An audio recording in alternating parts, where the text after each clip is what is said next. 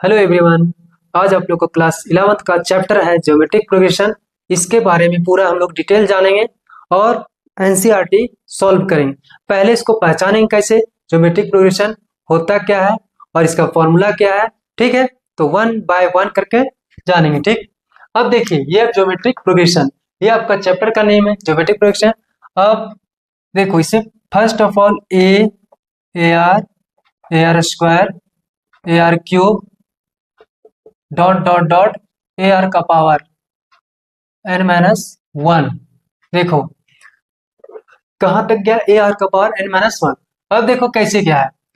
पहला ये जो आपका है ये ए वन, फर्स्ट टर्म ए वन, या ए से भी नोट कर सकते हैं या तो टी वन से, या ए से भी नोट कर सकते हैं या टी वन से, choice is your. A two हम ए से करते हैं, A three, A four, dot dot dot A N. अब देखो ये आपका ए है, यहाँ ए वन पहला टर्म, ये सेकेंड है आर वन, यहाँ कुछ नहीं पावर वन है, ये थ्री है, यहाँ टू है, फोर है तो क्यूब है। मतलब एक पावर जो नंबर ऑफ रहेगा रेशियो का आर का, वो एक टर्म से कम रहेगा। ठीक है, तो डॉट डॉट डॉट हम कहाँ तक गए, एन तक, नंबर ऑफ टर्म एन तक। तो इसका जो यहाँ क्या होगा, आर का पावर एन माइनस वन। देखो तो इसका सिंपल सम, इसका जो जनरल टर्म बनेगा, जनरल टर्म्स, ये आपका ए एन इक्वल टू बंद किया जाएगा, फॉर्मूला निकल के आएगा ए आर का पावर एन माइनस वन। ये आपका nth टर्म भी इसको बोल सकते हैं, जनरल टर्म्स। ओके, ये देखो ए एन हमको पता चल गया, ये कैसे आया, नंबर ऑफ टर्म्स जो है ये आर का पावर एक माइनस हो जाएगा, A N equal to A R का पावर एन माइनस वन। अब इसमें जानेंगे ए आपका क्या है, फर्स्ट टर्म। ठीक है, आर क्या है आपका, कॉमन रेशियो, एन क्या है, नंबर ऑफ टर्म्स, एन आपका नंबर ऑफ टर्म्स। अब ये एन को या तो आप nth टर्म बोल दो या तो लास्ट टर्म बोल दो। ठीक है, ये आपको लास्ट टर्म बोले। ये आपका पहला फॉर्मूला जो nth टर्म, इसको इसी को बोलते हैं general term. A N equal to A R का पावर एन माइनस वन। आप टी एन भी बोल सकते हैं, इसमें कोई इशू नहीं। जैसे आप ये भी बोल सकते हैं T N equal to A R का power N minus one.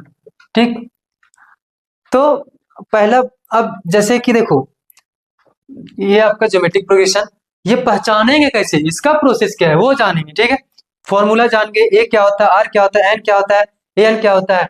Are कैसे निकाला जाएगा वो देखिए, करना कुछ नहीं है, A two by A one.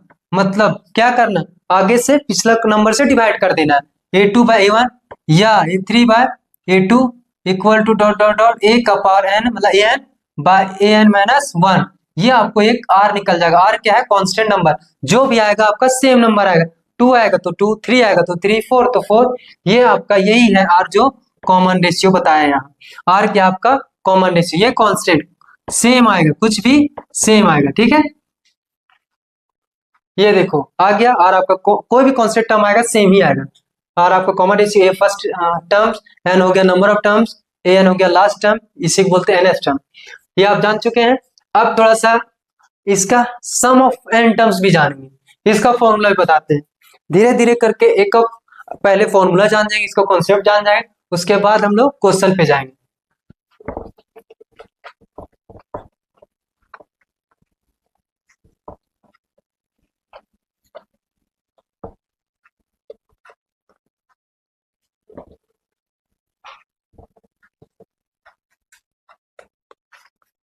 देखो क्या है, sum of N terms, sum of N terms ये भी जान जाएंगे। इसका फॉर्मूला क्या होता है, sum of N terms, S N equal to A R का power N minus one by R minus one. ये होगा कंडीशन है आर ग्रेटर देन वन। अगर आर का वैल्यू वन या वन से बड़ा हो तो आप ये कंडीशन लगा, मतलब एस एन का ये लगा सकते हैं, ये यूज करेंगे। ठीक है, और एक क्या है, S N equal to A one minus R का power N by one minus R if R less than one. R का वैल्यू वन से छोटा हो तो ये आप लगा सकते हैं। ठीक है, एंड एक और है, जब S N equal to R क्या होगा, सेम होगा, कोई कांस्टेंट सेम। ठीक है, या तो सेम नहीं, यहां वन कर दो। ठीक है, आर इक्वल टू वन, इस कंडीशन में क्या होगा, एन ए सीधा, ठीक है। आर आपका 1 रहेगा तो एन ए सीधा हो जाएगा। आर ग्रेटर देन में 1 में ये यूज करना है, आर लेस देन में ये यूज करना। आर इक्वल टू 1 रहेगा उस कंडीशन में सीधा S N equal to N into A. अब देखो सम ऑफ एन टर्म्स का फॉर्मूला हमको पता हो गया, जनरल टर्म पता हो गया। अब चेक कैसे करेंगे जीपी को वो भी पता हो गया। कॉमन रेशियो सेम आना चाहिए, A2/A1 इक्वल टू A3 है। ये आपका exercise 8.2 NCERT book question number first. इसमें से आपको बोला क्या, find the 20th term and nth terms of GP. आपका ये देखो जीपी में दे रखा है 5/2, 5/4, 5/8। हमको 20th टर्म निकालना है nth टर्म। तो फर्स्ट ऑफ ऑल पहले हमको ए जानेंगे। ए आपका क्या है 5/2, ये मतलब फर्स्ट टर्म 5/2। आर देखो आर का प्रोसेस हम बता दिए, A2/A1 इक्वल टू या A3/A2। ये निकालो A2/A1, A2 आपका 5/4 है, बाय A1 कितना है 5/2। देखो ये आ गया। अब आप ये कट कर सकते हैं 5 5, और ये देखो सबसे नीचे वो ऊपर चला जाएगा तो 1 इंटू 2 2/4 आ जाएगा। 2 1 जा 2 2 ये देखो आपका आर कितना आ गया 1/2। ए आपका 5/2, आर आपका 1/2। अब देखो सीधा फॉर्मूला A20 एन का जो निकालना है 20 टर्म, मतलब कि एन का वैल्यू एक दे रखा 20। तो हम जानते हैं जनरल टर्म जो होता है ए एन इक्वल टू ए का पावर ए आर का पावर n-1। तो 8 एन की जगह कितना रख देंगे 20। ए का वैल्यू आपका 5/2 इंटू आर का वैल्यू आपका आ चुका 1/2। तो 1/2 का पावर n-1, एन आपका कितना है जी 20 -1। देखो 5/2 ये आपका माइनस हो जाएगा तो 19 आ जाएगा, ठीक है। अब देखो यहाँ समझो ये 20 का पावर 19 है, 1 के पावर कुछ भी 1 ही देगा यार, 2 का पावर 1। तो देखा जाए तो सीधा आप लिख सकते हैं 5 2 का पावर 1 इंटू 2 का पावर 19, बेस सेम है पावर ऐड हो जाएगा तो 5/2 का पावर 20। मतलब देखो A20 सम जो है वो आपका आ गया 5/2 का पावर 20। ये हो गया आपका फाइनल आंसर। इसमें से देखो प्रोसेस बताया है, 20 टर्म निकालना है। पहला टर्म आपका जो पहला वही पहला टर्म। कॉमन रेशियो बताएं A2/A1, A2 आपका 5/4 था, बाय A1 आपका 5/2, 5 5 कैंसिल आउट हो गया। 2 नीचे था सबसे ऊपर चला गया, 2 2 जा 4 आ गया, 1/2 आपका आर का वैल्यू निकल गया। जनरल टर्म को जानते हैं N equal to A R का पावर n-1। 20 टर्म मतलब एन का वैल्यू दे रखा है 20, तो ए का वैल्यू पुट कर दिए, आर का वैल्यू पुट कर दिए, एन का वैल्यू पुट कर दिए और ये सॉल्व कर दिए, ठीक है। अब बच्चे को बोलेगा ये कैसे आ गया, देखो 1 के पावर कुछ भी रहेगा 1 ही आएगा, और 19 जो है दोनों का पावर में हम क्या कर दिए इसको इसके साथ शिफ्ट कर दिए, और 2 का पावर 1 बेस सेम था पावर ऐड कर दी। ये आपका फाइनल आंसर, ठीक है। आपका एक और इसमें से दे रखा है निकालना है nth टर्म, मतलब सीधा देखो एन का वैल्यू एन ही निकालना है ना। फॉर्मूला लिख दो N equal to A R का पावर n-1 जनरल टर्म। अब ए का वैल्यू पुट कर दो 5/2 इंटू आर का वैल्यू कितना है जी 1/2 का पावर n-1। ये एन का टर्म्स में ही आएगा क्योंकि nth टर्म्स ही बोला निकालने। तो बस जो अपना प्रोसेस है वो कर देते हैं। 5 रहेगा, 1 के पावर कुछ भी रहेगा 1 ही आ जाएगा। अब देखो सेम है 2 का पावर 1 इंटू 2 का पावर n-1, ये करना जरूरी है। अब देखो बेस सेम है पावर ऐड की, जस्ट इधर भी सेम किए तो 5/2 का पावर n-1 प्लस 1 मतलब 1 1 कट गया तो 5/2 का पावर n, ये आपका आ जाएगा फाइनल आंसर, ठीक है।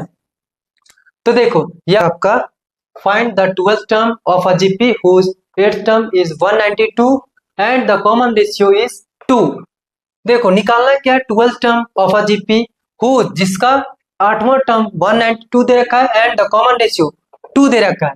तो देखो जो कंडीशन दे रखा है उसी से निकलेगा, और निकालना क्या था 12th टर्म, मतलब देखो 8 12 आपको निकालना है, ये आपको फाइंड करना है, ठीक है। अब जैसे देखो गिवन क्या दिया हुआ उसको लिख लेते हैं। गिवन 8th टर्म मतलब A8 का वैल्यू 192 दिया हुआ है एंड आर कॉमन रेशियो दे दिया है, इजी कर दिया। यहाँ देखो जी आर का वैल्यू दे रखा है, ये कंडीशन दिया है, यहाँ आर का वैल्यू पुट करेंगे ये निकल जाएगा, सीधा ये 12 निकाल देंगे।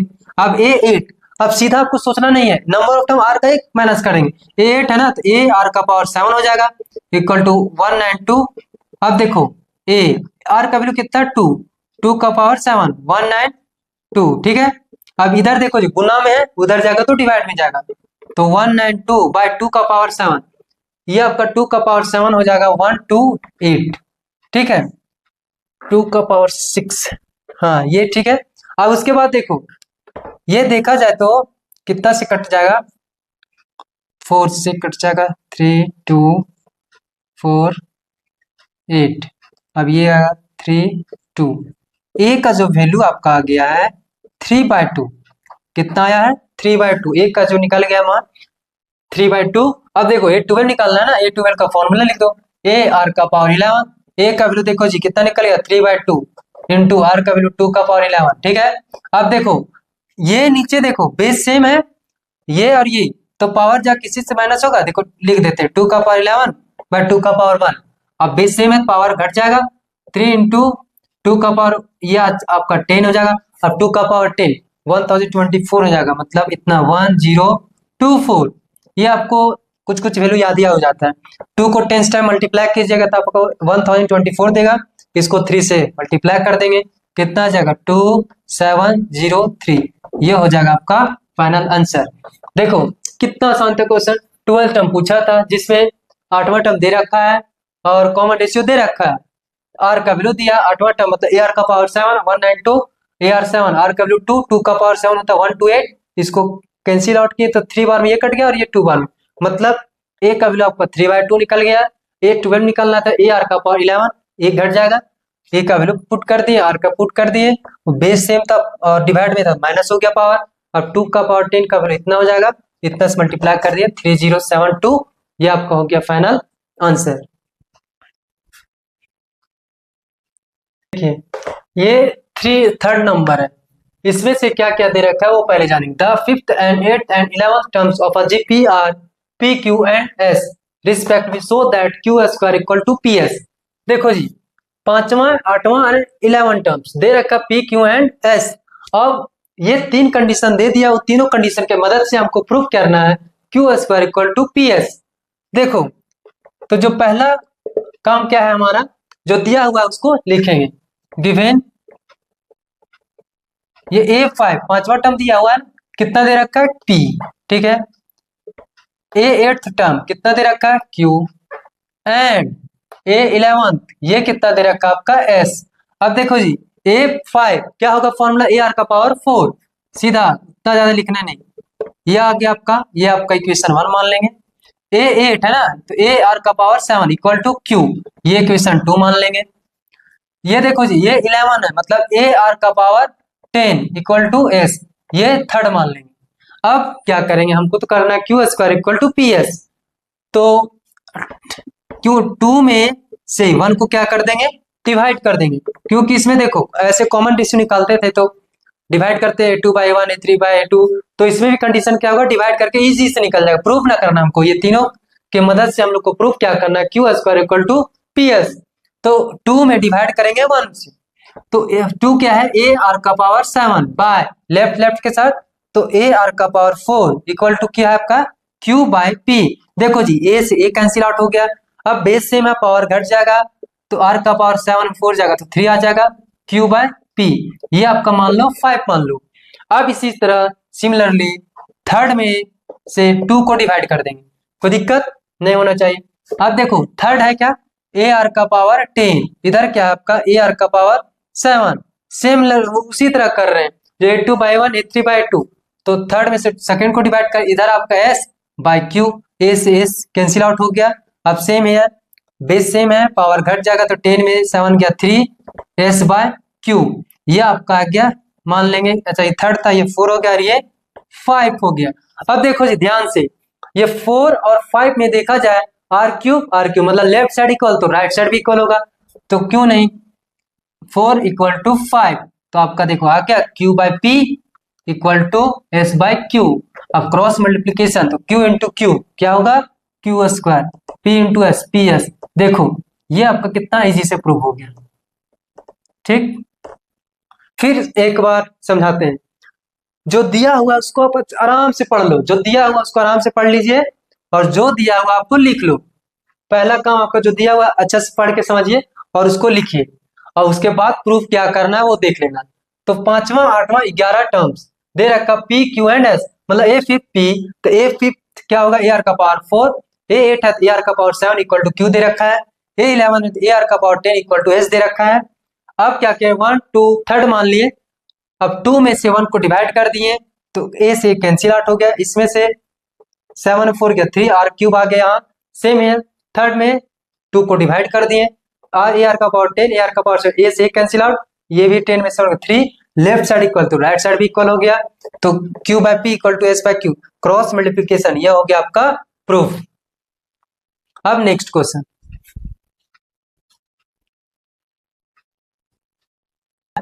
the fourth term of a GP is a square of its second term and the first term is -3। देखो ये वर्ड प्रॉब्लम है, आराम से इसको पहले पढ़िए उसके बाद समझिए। Fourth term of a GP is a square of its second term, यहां से यहां आपको समझ में आना चाहिए इसका जो फोर्थ टर्म है मतलब A4, ठीक है, A4 is a square, is equal to मतलब देना है square of its second term, मतलब इसका जो सेकेंड टर्म होगा A2 का स्क्वायर, ये आपका एक कंडीशन दे रखा है। एंड फर्स्ट टर्म ये होता है -3 दे रखा है, ठीक है, और डिटरमाइन इट्स सेवन टर्म, आपको फाइंड क्या करना A7, मतलब देखो पहले आप क्वेश्चन पढ़िए उसके बाद वन पे वन करके लिख दीजिए, जो दिया है उसको लिखें, उसके बाद क्वेश्चन अपने आप इजी हो जाएगा। 50% तो काम यहाँ हो गया, उसके बाद आपका काम क्या है, सॉल्व करना, कैलकुलेशन है। उसके बाद A4 इक्वल टू दे रखा है सेकेंड टर्म का होल स्क्वायर, मतलब स्क्वायर दिया जिस, और A का वैल्यू -3 दिया, A7 आपको निकालना है। तो A4 जो होता है फॉर्मूला हम बार बार बताया, A4 ए आर क्यूब सीधा हो जाएगा, आर एक माइनस हो जाता है, A2 है तो ये हो जाएगा आपका ए आर का होल स्क्वायर। अब देखो जी ए आर क्यूब इधर है, इधर आपका ए आर स्क्वायर और ए बी स्क्वायर, कहे कि दोनों पे होल स्क्वायर है, ठीक है।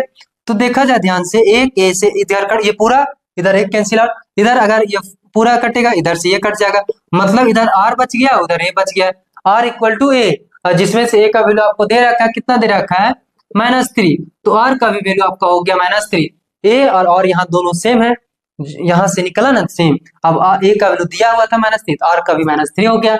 A7 निकालना है, A7 फॉर्मूला क्या होगा, ए आर का पावर 6। अब देखो जी ए का वैल्यू पुट करो -3 इंटू आर का वैल्यू भी आपका -3 का पावर 6। अब देखा जाए बेस सेम है पावर ऐड होगा, बार बार बता रहे हैं, बेस सेम मल्टीप्लाई तो पावर ऐड होगा, ठीक है, अगर बेस सेम डिवाइड में पावर माइनस होगा। अब देखो देखा जाए बेस सेम है पावर ऐड कर दो, 1 + 6 कितना होगा -3 का पावर 7, अगर नेगेटिव का पावर ऑड नंबर रहेगा तो नेगेटिव ही देगा, और पॉजिटिव का नेगेटिव का पावर इवन नंबर रहेगा पॉजिटिव कर देगा, ये नेगेटिव ही देगा, ठीक है। अब बच गया 3 का पावर 7, मतलब 3 को 7 टाइम्स मल्टीप्लाई किया जाए तो ये आपका होगा वो 2187, ये हो जाएगा आपका फाइनल आंसर। देखो इसमें से एक बार और समझा देते हैं क्योंकि इसमें थोड़ा सा वर्ड प्रॉब्लम है। देखा जाए the fourth term of a GP is a square of its second term, यही तो फाइनल, इसका जो चौथा टर्म्स है वो सेकेंड टर्म का होल स्क्वायर है, तो देखो A4 इक्वल टू A2 का होल स्क्वायर कर दिए, और एंड द फर्स्ट टर्म ये दिया आपका -3, डिटरमाइन मतलब फाइंड करना है 7 तक, इसी का सातवां टर्म क्या होगा वो फाइंड करने बोला है। तो A4 होता है AR का क्यूब इक्वल टू A2 होता है AR का होल स्क्वायर दे रखा है, अब स्क्वायर होल स्क्वायर मतलब दोनों पे स्क्वायर होगा, तो देख यहाँ ए स्क्वायर है ये कट गया इसके साथ, और स्क्वायर है यहाँ क्यूब ये इसके साथ, मतलब इधर आर बच गया इधर आपका ए बच गया, दोनों सेम आया, ए का वैल्यू दे रखा है -3, आर का भी यहाँ सेम आ गया।